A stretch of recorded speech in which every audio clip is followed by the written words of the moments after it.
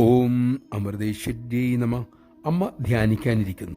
കുറച്ചു കഴിഞ്ഞപ്പോൾ അമേരിക്കക്കാരനായ നീലു അമ്മയ്ക്കരികിലെത്തി ധ്യാനിക്കാനിരുന്നു. അദ്ദേഹത്തിൻ്റെ മനസ്സ് മറക്കട സ്വഭാവം തുടങ്ങി.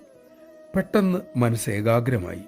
എന്തു സംഭവിച്ചു എന്ന് അദ്ദേഹത്തിന് മനസ്സിലായേ ഇല്ല.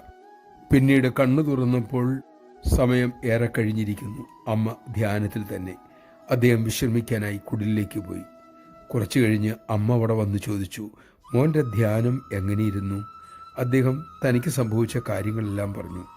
അത് കേട്ട അമ്മ അരുളി, മോൻ എൻ്റെ അടുത്ത് വന്നിരുന്നപ്പോൾ എനിക്കത് മനസ്സിലായി. എൻ്റെ മനസ്സ് അങ്ങോട്ട് തിരിഞ്ഞു. അത് ബ്രഹ്മസ്വരൂപമായി നിന്നിലേക്ക് ഒഴുകി.